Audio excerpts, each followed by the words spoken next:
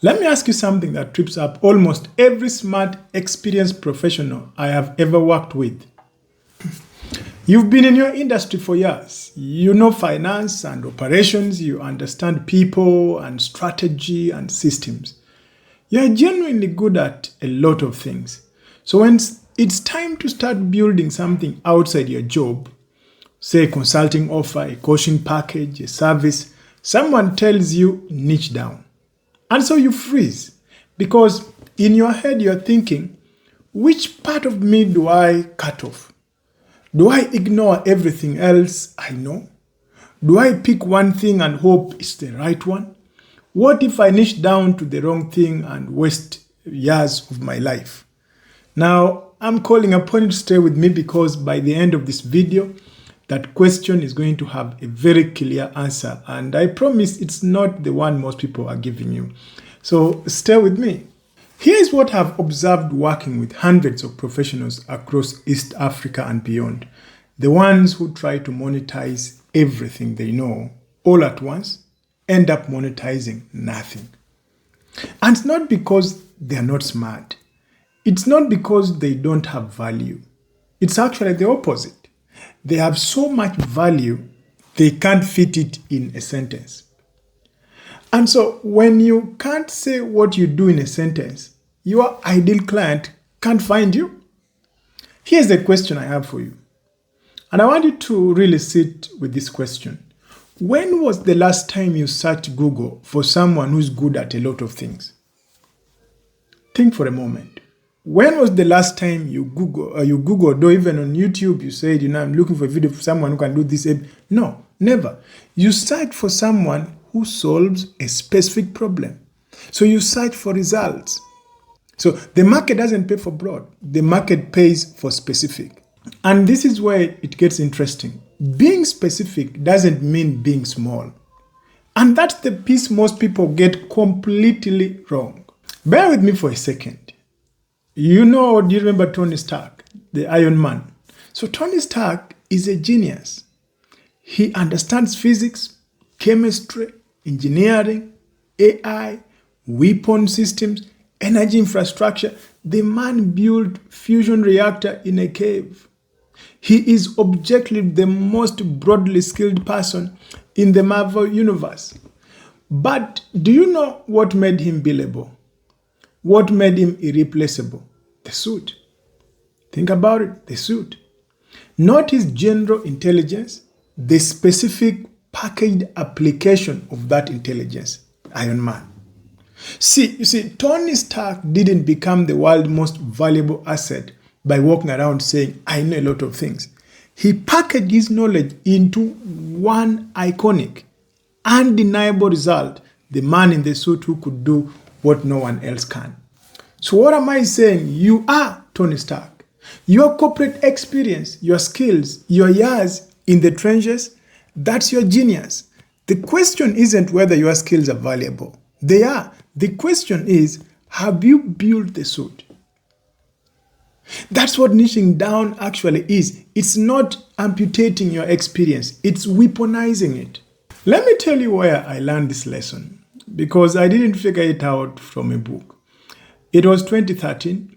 I was a university student studying statistics in Uganda. And I attended a business breakfast. It cost me 150,000 shillings, about $100. That was a lot of money for a student, but something in me said go. And so I responded. At that breakfast, Dr. Miles Monroe was speaking. And he said something that rewired my entire understanding of purpose and value. He said, the wealthiest place in the world is not the oil fields of the Middle East. It's not the Wall Street. It's the cemetery. Because buried in the ground are businesses that were never started, books that were never written, solutions that were never packaged.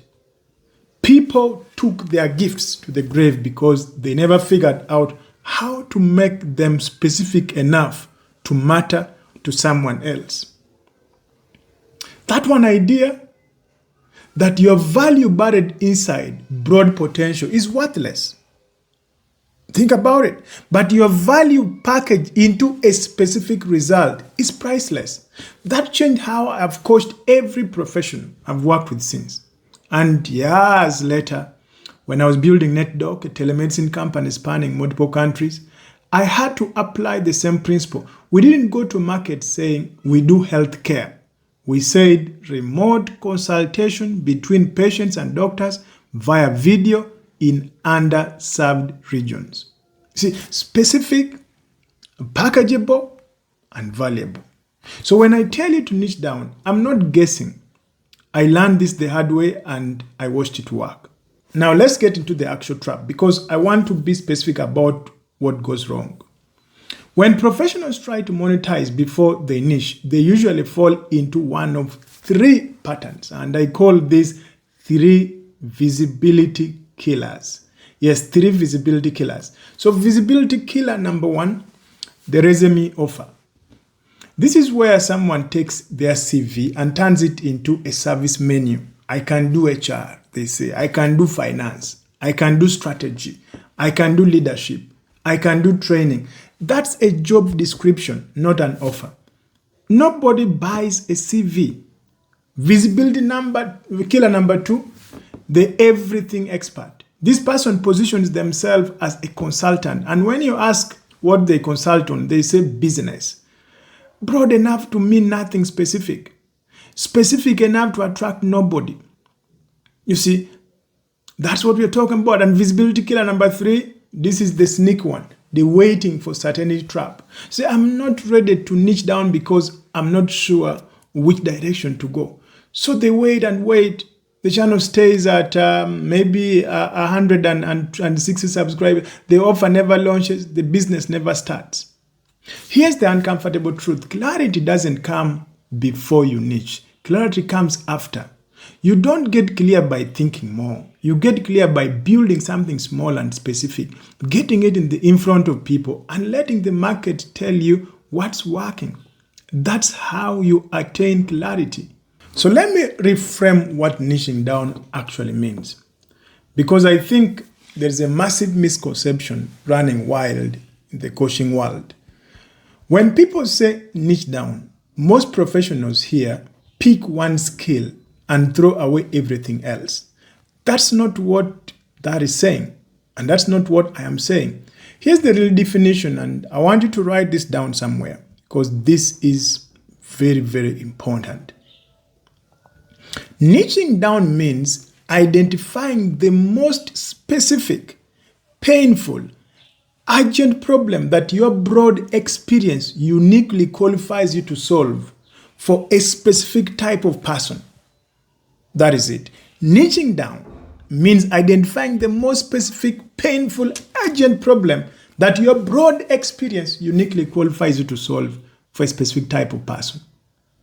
That's not cutting your skills down. You're pointing them at one target. Think about a laser versus a light bulb. A light bulb and a laser both use electricity, but of course, both produce light. But laser can cut through steel. A light bulb cannot. Same source of power, completely different impact. The only difference is focus. So your broad experience is the power source. Niching down is the focus. And here's what most people miss. When you go deep on a specific problem for a specific person, your broad background becomes your competitive advantage because nobody else has the exact same combination of skills, industries, and experiences that you bring to the specific problem. That's not a niche. That is a monopoly. So if we say niching down, what that says is monopolize. Be the monopoly. And let me show you what I mean with the real people. So my wonderful client, a CPA director of finance at a global health organization, 18 years of experience strengthening financial systems across international NGOs. When she came to me, she was brilliant, as always, and invisible outside her job. Now, her skills are quite broad. We didn't throw her experience away. We focused it. We asked, what specific, painful problem can you solve better than almost anyone?